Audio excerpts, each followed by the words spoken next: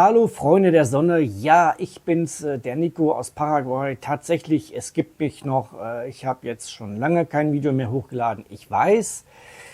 Aber naja, es gibt halt immer viel zu tun und ja, das gute Wetter, also das noch relativ kühle Wetter der letzten Tage, Wochen, habe ich dann doch eher ausgenutzt, um ein bisschen was auf meinem Grundstück zu machen und ja, habe das mit den Videos doch ein bisschen vernachlässigt. Aber in diesem Video zeige ich euch dann mal, wie es denn meinen Hunden geht und was die so zu fressen kriegen, weil ich denke mal, das ist für viele wahrscheinlich auch ein sehr interessantes Thema. Allererste Frage, wie geht's meinen Hunden? Nun, ganz einfach, sie leben noch.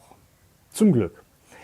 Und sobald irgendwelcher Besuch kommt, den sie kennen, dann ist es für sie auch überhaupt kein Problem, den sofort und unmissverständlich zu petzen, dass sie hier total misshandelt werden, dass sie sich total unverstanden fühlen, dass sie natürlich nie was zu fressen kriegen und auch keine Zuneigung, Streicheleinheiten oder ähnliches. Die liegen den ganzen Tag an der Kette, werden nicht versorgt und auch so haben sie sowieso ein totales Hundeleben. Oder so ungefähr. Naja, jedenfalls, ja, Milo ist der große Jäger und Sammler. Er ist damit beschäftigt, und das ist eins seiner größten Hobbys anscheinend, ständig irgendwelche Knochen von Rindern hier hochzuholen. Auch einen Pferdeschädel, augenscheinlich Pferdeschädel, habe ich hier auch schon auf dem Grundstück gehabt. Hat Milo alles angeschleppt. Dazu muss man wissen, dass hier ein Stückchen runter von meinem Grundstück die Straße lang, da ist erstens eine relativ große Kuhweide, wo dann die Kühe jeden Tag hinkommen. Andererseits werden bzw. wurden dort in letzter Zeit einige Kuhkadaver abgelegt. Warum, weiß ich nicht. Aber auf jeden Fall ist das halt so. Ich war anfangs der Meinung, dass da Kühe wild geschlachtet wurden über Nacht. Aber man hat mir versichert, nee, das war nicht so. Die haben einfach da unten Kuhkadaver hingekarrt und einfach da auf die Weide geschmissen, damit sich da die Geier drüber hermachen können. Und ja, naja, für die Hunde ist es natürlich ein gefundenes Fressen im wahrsten Sinne des Wortes. Und Milo bedient sich da kräftig mit und bringt auch eine ganze Menge mit nach Hause, wo er dann hier ja, was zu tun und endlich auch mal was zu fressen kriegt, weil von mir kriegt er ja nichts. Und auch Penny ja, macht sich darüber her. Ich kriege hier öfters Besuch von den Nachbarshunden. Und wenn die sich über die Knochen hermachen, dann kann Milo tatsächlich auch richtig böse knurren und seine Beute verteidigen. Und ja, ansonsten sind Nachbarshunde hier immer sehr gerne gesehen, zumindest von Penny. Mit den meisten spielt sie ausgiebig und ja, richtig toll. Und Milo heult dann meistens rum, weil ja, die Nachbarshunde ja mit seiner Freundin spielen und das ist ja seine Freundin und nur er darf mit ihr spielen. Naja, gut. Jedenfalls, die beiden hier spielen echt unheimlich viel. Allerdings müsste ich mir wahrscheinlich endlich mal ein bisschen größeres Terreno kaufen, also ein größeres Grundstück, damit die endlich mal ein bisschen Platz haben, um ein bisschen mehr zu toben und auch mal ein Plätzchen finden, wo sie sich hinlegen können, damit es denen nicht so eng ist und damit die nicht immer sich gegenseitig auf der Pelle liegen müssen. Fressen. Ja, Fressen ist hier auch so ein Thema, was ich anfangs so ein bisschen schwierig fand. Aber da ich ja bei einer erfahrenen Hundehalterin gewohnt habe, habe ich mir da einiges von abgeguckt. Und ja, hier üblich, zumindest bei den Europäern, ist es so, dass die für ihre Hunde kochen. Bei den Paraguayern ist es so, dass sie dann irgendwelche Reste vom Tisch kriegen oder aber ja, Knochen, weil Paraguayer essen sehr viel Knochen, knorpelhaltiges, sehnenhaltiges Rindfleisch. Und da bleibt halt auch ein bisschen was für die Hunde übrig. Und ansonsten kriegen die meistens halt hauptsächlich das Trockenfutter. Trockenfutter kriegen meine Hunde auch. allerdings nur als Zusatzfutter. Also ich habe hier immer eine Schüssel mit Trockenfutter stehen, wo sie sich dann immer bedienen können. Sie fressen es, sie mögen es so halbwegs, ja, aber sie lieben es nicht. Und das persönlich finde ich gut, weil ich kein großer Fan von diesem Trockenfutter bin. Weil wenn man sich durchliest, was da drin ist, dann kann man ganz schnell davon ausgehen, dass das nicht wirklich eine artgerechte Haltung ist, nicht wirklich eine artgerechte Ernährung. Hauptbestandteile sind hier halt Getreideabfälle und Sojaabfälle. Steht natürlich nicht so deklariert, aber das ist es, nichts anderes. Ich glaube, es steht geschrieben irgendwie Getreidehülsen oder irgend sowas oder Getreideschrot. Jedenfalls denke ich mal, dass das wirklich nur das Mieseste vom Miesen ist. Dazu vielleicht noch ein bisschen Tierfett, damit der ganze Scheiß irgendwie zusammenpackt. Und natürlich auch eine ganze Menge künstliche Vitamine. Aber ja, als Hauptnahrungsmittel für mich nicht geeignet. Deshalb koche auch ich für meine Hunde alle 3 Tage.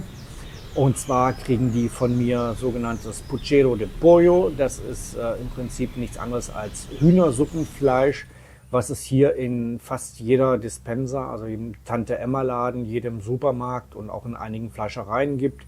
Meistens sind das tiefgefrorene Pakete, ungefähr 1 Kilo, so 800 bis 1,1 Kilo habe ich schon dazwischen gehabt. Und je nachdem, von welcher Firma das ist und welcher Qualität, kostet das so Pi mal Daumen zwischen 7.000 und 9.000 Guarani pro Kilogramm. Also bei einem aktuellen Kurs von 8.500 pro Euro ist das ungefähr ja, 95 Cent bis 1 Euro, so ungefähr. Die manche halt auch ein bisschen teurer bei 1,15 Euro oder sowas. Ist aber für mich völlig in Ordnung. Von so einem Paket, etwa 1 Kilo, ernähre ich meine beiden Hunde ungefähr 3 Tage, je nachdem, wie schwer sie sind oder wie viel es denn wirklich ist. Und natürlich auch abhängig vom Wetter. Jetzt bei den Temperaturen fressen sie nicht wirklich viel, aber Fleisch geht natürlich immer. Und was ist drin in diesem Suppenfleisch? Naja, Überraschungspakete sind es halt. Und da ist dann, hatte ich das erste Paket, glaube ich, was ich hatte, bestand nur aus Hühnermägen. Habe ich seitdem nicht wieder gehabt. Seitdem habe ich hauptsächlich Pakete, wo dann 4 bis 5 Hühnerhälse mit Brustansatz drin sind. Und das ist in meinen Augen für das Hundefutter eigentlich perfekt, weil da haben sie alles, was sie haben. Sie haben ein bisschen Fleisch dran, sie haben ein bisschen Haut dran, natürlich ein bisschen Fett ist mit dabei drin und ein bisschen Fleisch durch den Brustansatz ist auch und ganz viel Knorpel, die sie ja so durchaus hervorragend fressen können und auch lieben. Und ja, das ist halt in meinen Augen am artgerechtesten und auch eine sehr ausgewogene Möglichkeit, die Hunde zu ernähren. Natürlich kriegen sie nicht nur dieses Fleisch, weil dann wäre das doch eine ganze Menge. Ich koche dieses Fleisch einfach ab, so 3, 4, 5 Minuten köcheln lassen.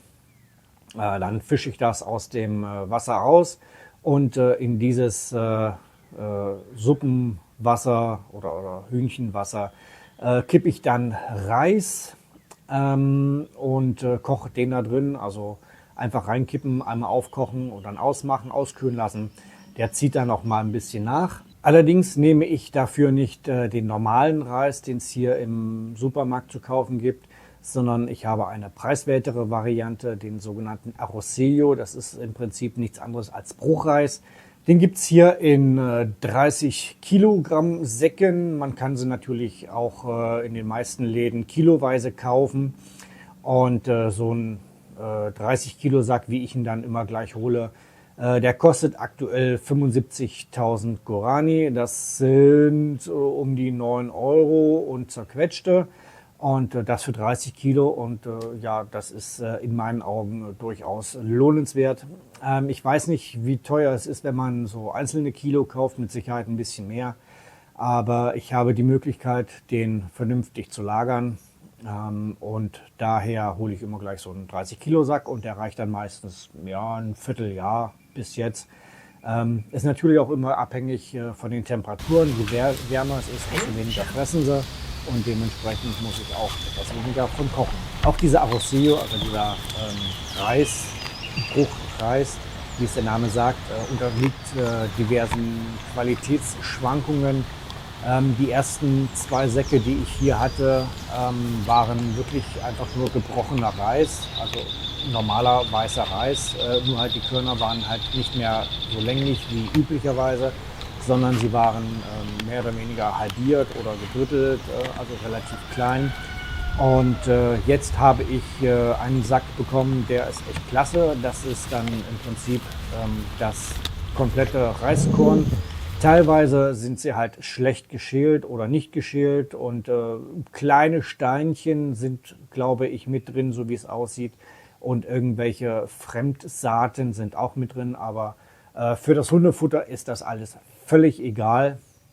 Denen schmeckt das, sie mögen es und ich persönlich bin auch der Meinung, beziehungsweise ich persönlich freue mich auch darüber, dass die Reiskörner dann halt nicht geschält sind, weil je mehr Schale, desto mehr Vitamine und Ballaststoffe und das ist ja das, was im Prinzip gesund ist, das ist das, was auch die Hunde gut gebrauchen können.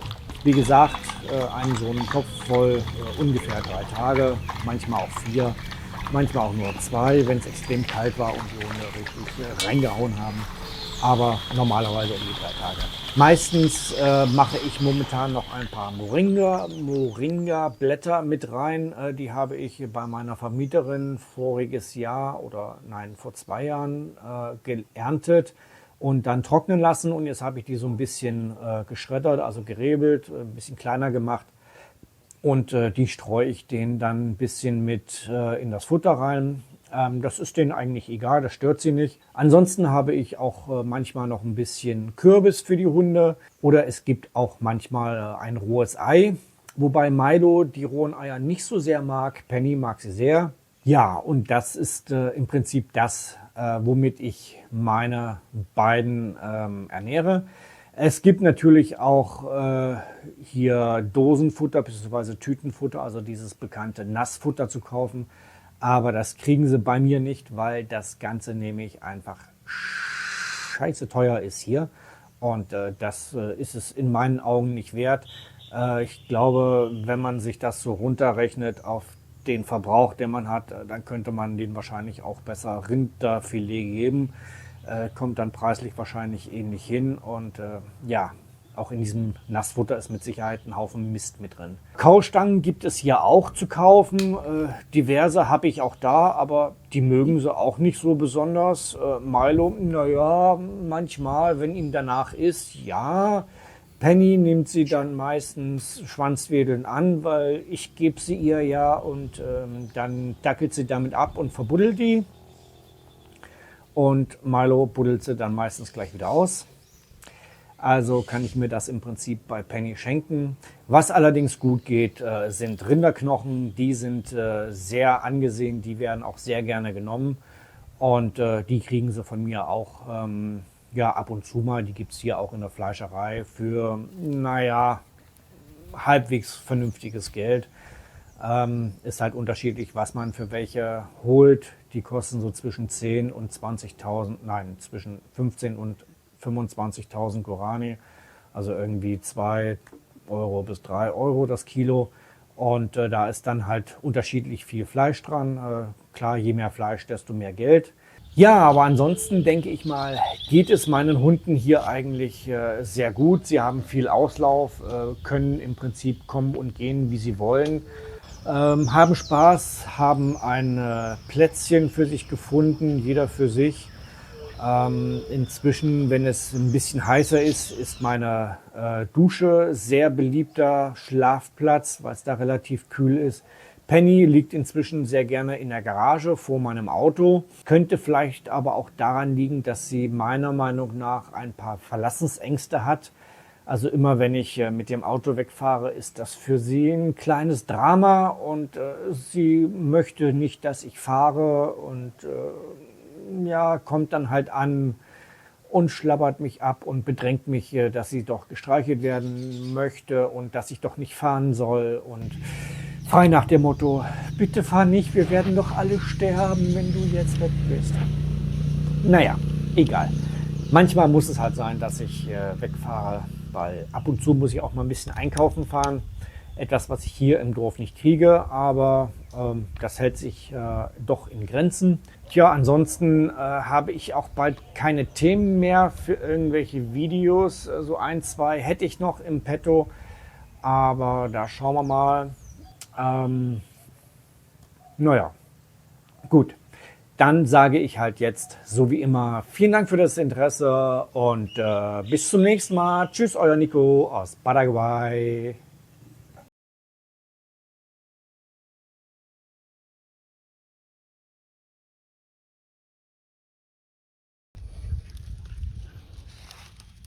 Milo, das ist meins. Nein.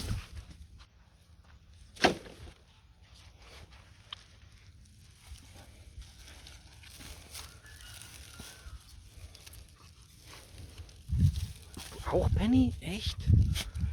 Nein, das muss doch weg. Ja.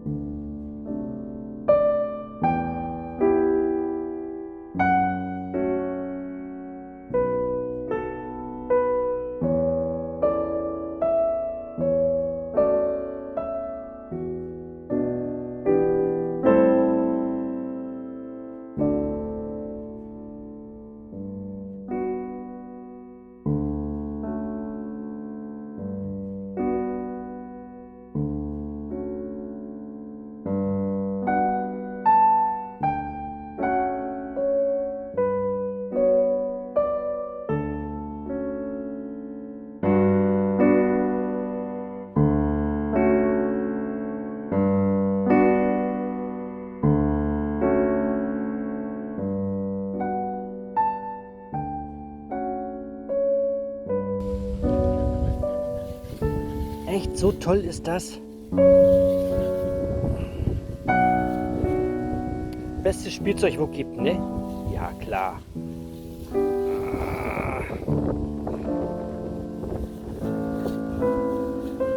Na gut, ich schenke sie euch.